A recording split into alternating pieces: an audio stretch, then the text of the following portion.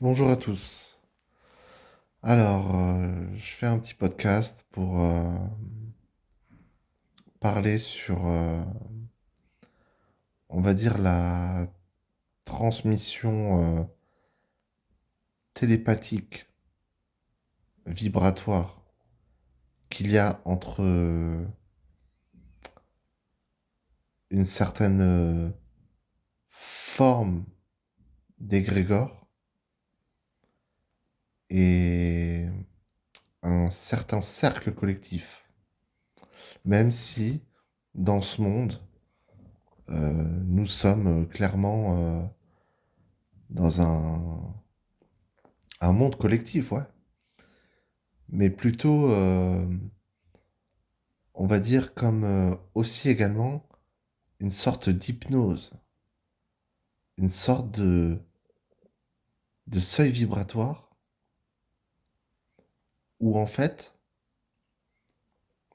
vu qu'il y a différentes résonances, on va dire comme on pourrait dire dans les différentes parties de la planète, en fait, chacun vit sa propre réalité selon sa propre situation. Cependant, quand on s'en réfère à une sorte d'émotion ou de sentiment, en fait. Et même parfois, se sentir complètement dévasté face à ce monde qui, clairement, se nourrit, en fait, au niveau énergétique des sentiments. Forcément, quand on va générer des, des, des belles fréquences, de bons moments, en fait, c'est ça surtout. C'est ça surtout, je pense, c'est qu'il faut passer des bons moments dans sa vie. Il faut pas non plus être nostalgique d'un certain temps, même s'il faut apprendre à tourner la page, même changer de livre et se focaliser sur un but concret, en fait, hein, finalement, qui est l'être, être soi, s'assumer, avancer. Et tout ça dans l'harmonie, ça crée des choses et ça attire des choses aussi. Ça attire le fait de se sentir en harmonie avec, on va dire, quelque chose qui nous corresponde. Et voilà, n'importe quel être humain pourrait se dire, bah, je souhaite le meilleur à mon prochain. Et c'est ça le but, en fait. C'est pas forcément, on va dire, laisser comme, comme on dit, je sais pas comment on dit, un legado, un, c'est pas un héritage, mais bref, quelque chose qu'on va laisser à cette planète. Et finalement, si ça sert le système, là oui, on sera récompensé, on sera reconnu, on sera, voilà, mis en avant. Là oui.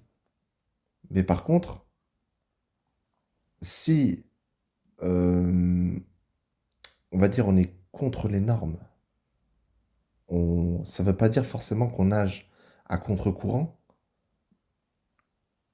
mais qu'on est, oui, d'une certaine manière, à contre-courant, en fait. On va dire, euh, non pas diviser, parce que diviser, c'est diviser pour mieux régner. Et forcément, plus les gens sont divisés, plus le règne est, en fait.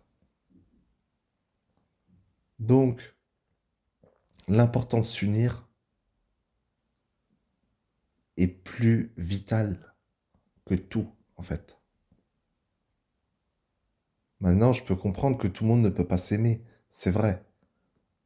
Bien sûr, bon, je veux dire, c'est tout bête, hein. Si on n'aime pas ce que l'on porte ou finalement qu'on se sente pas dans notre peau, en fait, dans notre élément, en fait. Ça peut avoir tendance à à surtout générer et susciter un manque de confiance en soi. Mais, dans un but de supériorité, celui qui vise à, on va dire, constamment, même par le regard des autres, le jugement des autres, à vouloir une certaine supériorité. Donc là, on est dans le domaine de la compétition. Et c'est pas productif, en fait. C'est productif que si ça a, ce que j'avais dit dans un de mes podcasts, si ça a un intérêt, en fait. Donc, en fait, si on est dans le partage, dans l'amour, la joie, le bonheur, le respect et l'harmonie, on peut que avancer ensemble. Et je pense que dans d'autres civilisations, ça a été le cas, en fait. Mais malheureusement, on va dire le 1% a tout fait pour que le peuple se rebelle ou se dégénère euh, contre, on va dire, l'ordre établi. Et forcément, ça a posé des problèmes. Mais ça aussi fait avancer d'une certaine manière les choses, mais pour que ça dévolue par la suite. Donc forcément, il y a une productivité, mais qui est retournée, enfin qui est détournée. Il y a une productivité qui est détournée, donc utilisée à des fins voilà, machiavéliques et clairement, clairement c'est pas... Ça, c'est vraiment pas humain de se comporter comme ça. C'est pas... De toute façon, à partir du moment où on comprend que euh, bah, qu'il n'y a pas que des êtres humains sur cette terre, tout se clarifie, en fait. Mais c'est très sournois parce que comme on dit, la maldad, c'est quelque chose, la méchanceté, c'est quelque chose qui est très pernicieux, en fait.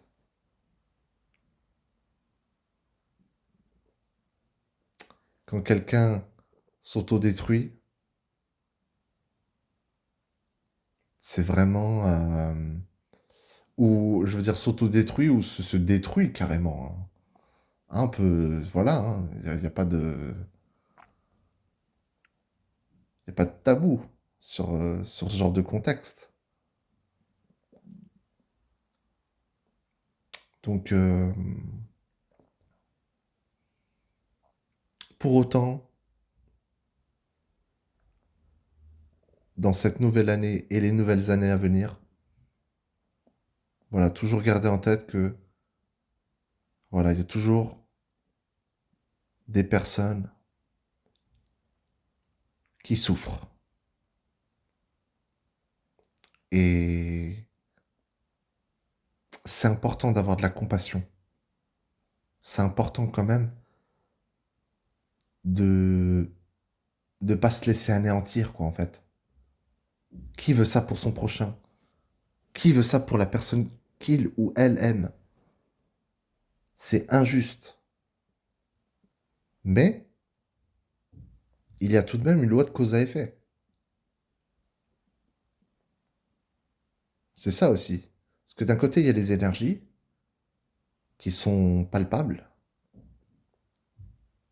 qui transmutent de jour en jour, de nuit en nuit, d'année en année, de mois en mois, de semaine en semaine, de cycle en cycle, d'époque en époque, de siècle en siècle, et au travers des dimensions. Donc rester stagné. Non, je dis pas il faut rester stagné, mais je dis rester stagné sur un, une ligne de temps qui est complètement caduque, en fait, Parce que c'est moi comment je vois ça? Je vois ça comme du sable en fait. On le prend et il coule. Comme un sablier même. Il descend tranquillement, mais à la fin, le sable va finir dans le compartiment du bas.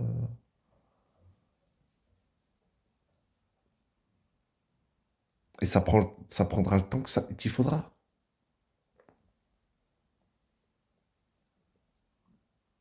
Donc le mieux, je dirais,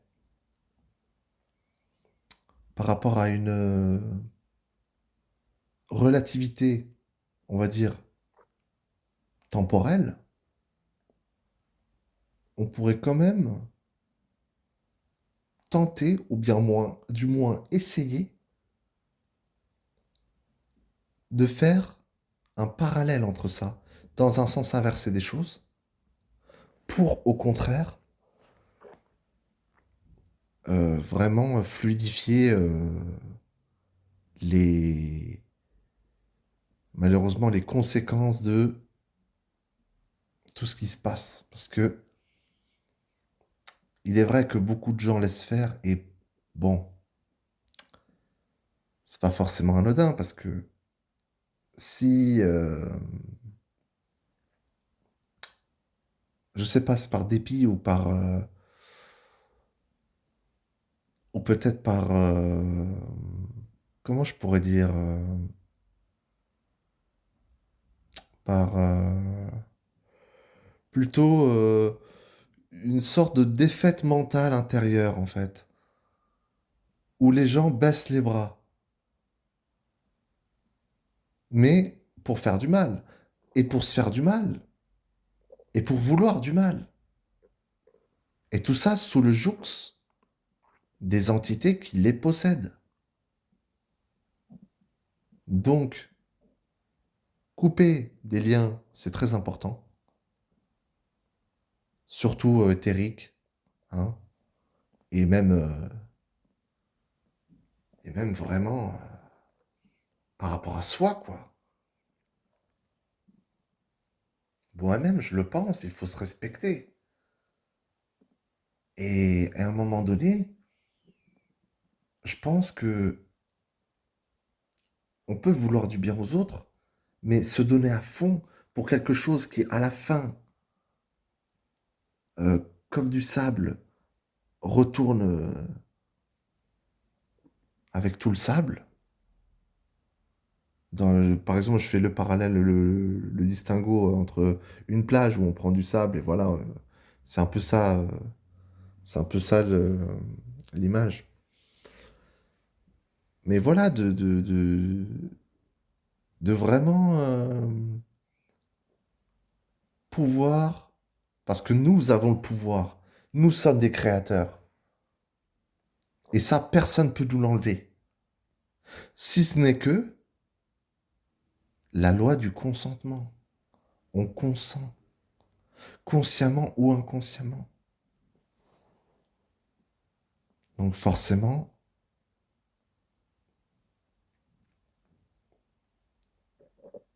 eh ben, voilà quoi, il y a des gagnants, il y a des perdants, je suis d'accord.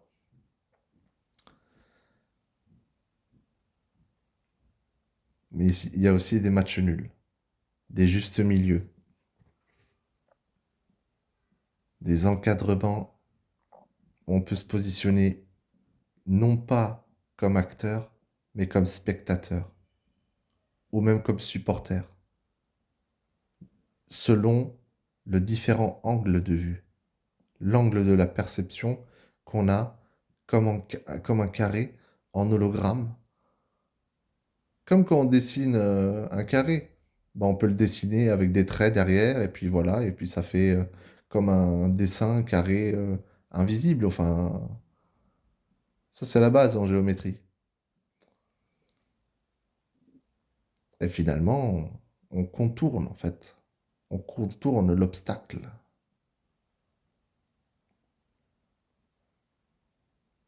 Voilà.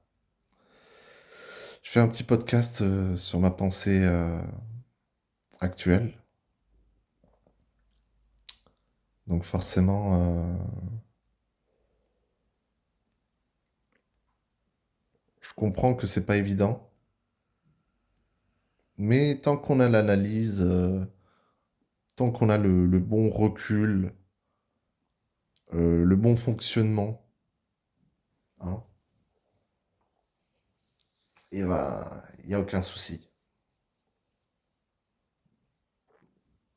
Voilà, je vous remercie de m'avoir écouté. À très bientôt. Ciao.